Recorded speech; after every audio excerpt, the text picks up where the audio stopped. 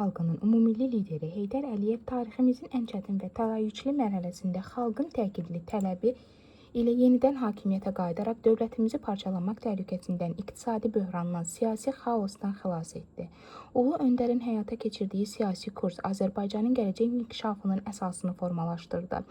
Məhz onun uzaqgörən siyasəti nəticəsində Azərbaycan iqtisadiyyatı dirçəldi, sahibkarlığın inkişafı üçün geniş imkanlar yaradıldı və milli iqtisadiyyatın möhkəmləndirilməsi istiqamətində mühüm addımlar atıldı. Bugün xalqımız ümummilli liderin 103 illik yubileyini böyük ehtiram və sonsuz hörmət hissi ilə qeyd edir. Azərbaycanın əldə etdiyi uğurların təməlində məhz Heydər Əliyevin müəyyən etdiyi siyasi və iqtisadi strategiya dayanır. Ulu Öndərin güclü iqtisadiyyatı olan dövlət hər şeyə qadirdir fikri bugün də ölkəmizin inkişaf yolunun əsas istiqamətlərindən biri olaraq qalır. Prezident İlham Əliyev tərəfindən Ulu Öndərin siyasi və iqtisadi kursu uğurla davam etdirilir. Bugün Azərbaycan regionun ən güclü dövlətlərindən birinə çevrilmişdir. Qeyri-neft sektorunun inkişafı və milli iqtisadiyyatın gücləndirilməsi istiqamətində həyata keçirilən layihələr ölkəmizin gələcəyinə hesablanmış strateji addımlardır. Birinci vitse-prezident Mehriban Əliyeva tərəfindən həyata keçirilən beynəlxalq humanitar və mədəni layihələr isə Azərbaycan həqiqətlərinin, milli dəyərlərimizin və mədəniyyətimizin dünyada tanıdılmasında mühüm rol oynayır. Azərbaycan bugün yalnız iqtisadi gücü ilə deyil, həm də zəngin mədəniyyəti, tolerantlığı və milli mənəvi dəyərləri ilə beynəlxalq aləmdə böyük hörmət qazanır. Belə vətənpərvər və dövlətinə bağlı insanlardan biri də Tovuz rayonu İbrahim Hacılı kəndində dünyaya göz açmış Məmmədhəsənov Naiq Əlioğludur.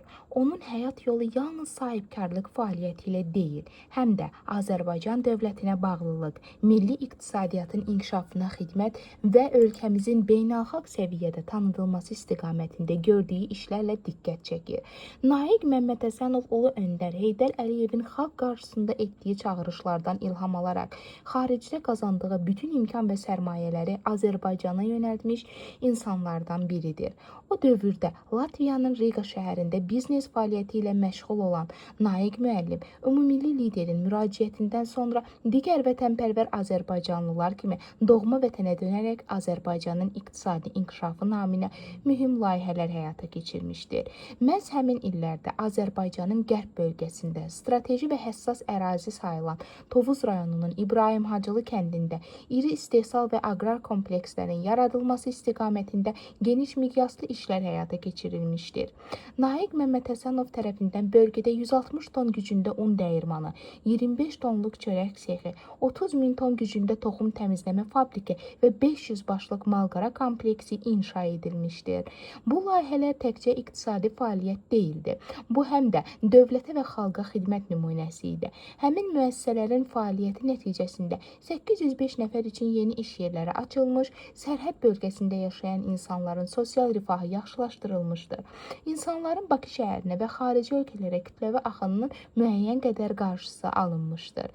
Naiq müəllim hər zaman hesab edib ki, sahibkarlıq yalnız şəxsi qazanc əldə etmək deyil, həm də dövlətin iqtisadi inkişafına və xalqın rifahına xidmət etməlidir. Onun fəaliyyəti məhz Ulu Öndər Heydər Əliyevin müəyyən etdiyi iqtisadi inkişaf strategiyasının real təzahürüdür.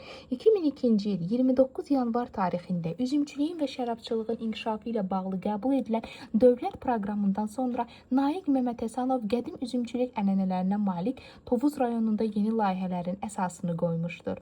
O, Fransadan 17 növ texniki üzüm sortu gətirərək dağ yamaclarında müasir üzüm bağları salmışdır.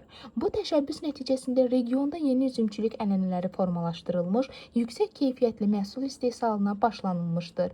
Naiq müəllimin rəhbərliyi ilə istehsal olunan şərab və şərab məhsulları dünyanın 35-dən çox ölkəsinə ixrac edilmiş, ölkəmizə böyük həcmdə valyuta qazandırılmışdır.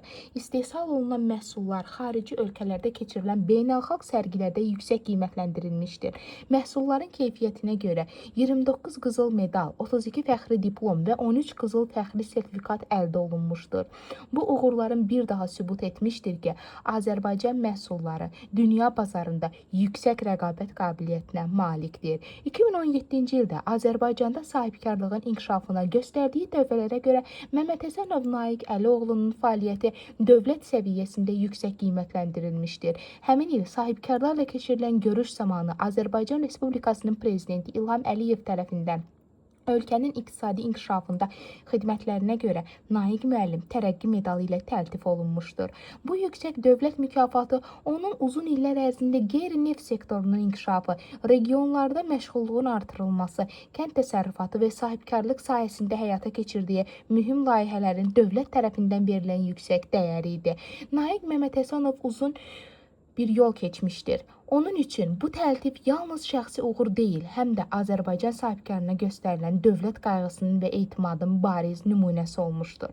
Naiq müəllimin fəaliyyətinin ən diqqət çəkən istiqamətlərindən biri də Azərbaycanın mədəniyyət və tarixinin, milli dəyərlərinin Avropada təbliği istiqamətində həyata keçirdiyi layihələr olmuşdur.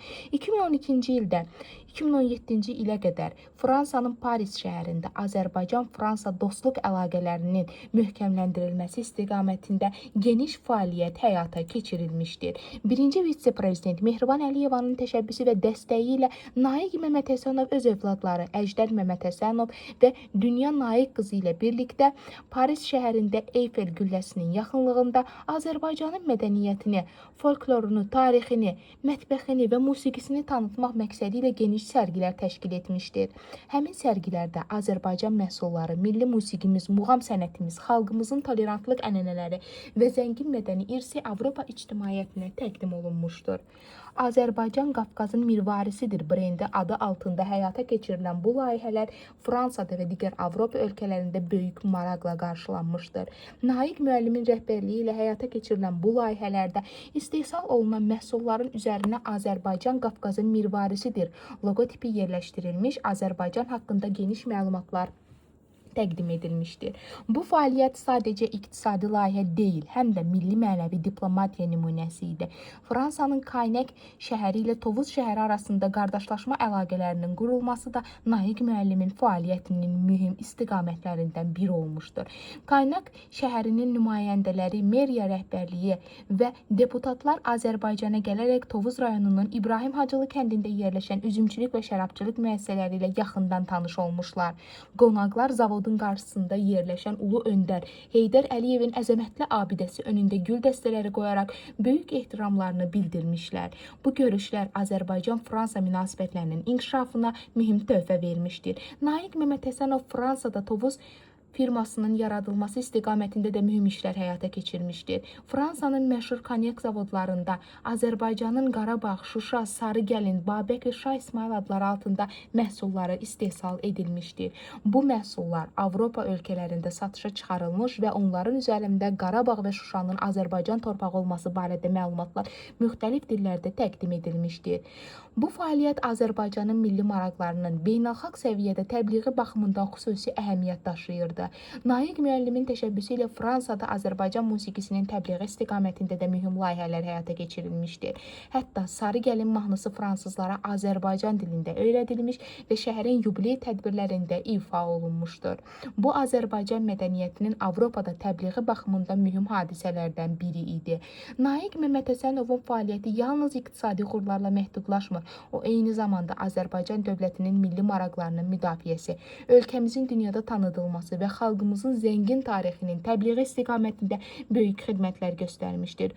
Bugün Prezident İlham Əliyevin rəhbərliyi ilə Azərbaycan dünya miqyasında güclü və nüfuzlu dövlətə çevrilmişdir. Azərbaycanın iqtisadi, siyasi və mədəni sahədə əldə etdiyi uğurlar bir daha göstərir ki, Ulu Öndər Heydər Əliyevin siyasi kursu uğurla davam etdirilir. Belə bir inkişaf yolunda Naiq Məmməd Həsənov kimi vətənpərvər sahibkarların fəaliyyəti xüsusi əhəmiyyət daşıyır. O həm iqtisadiyyatımıza, həm də milli mənəvi dəyərlərimizin beynəlxalq səviyyədə təbliğinə mühüm töhfələr vermişdir. Əminliklə demək olar ki, Məmməd Həsənov Naiq Əlioğlu bundan sonra da Azərbaycanın iqtisadi inkişafına, sahibkarlığın geniş genişlənməsinə və ölkəmizin beynəlxalq nüfuzunun artırılmasında öz töhfələrini verməyə davam edəcəkdir. Onun həyat yolu vətən sevgisinin, zəhmətin və dövlətə sədaqətin parlaq nümunəsidir.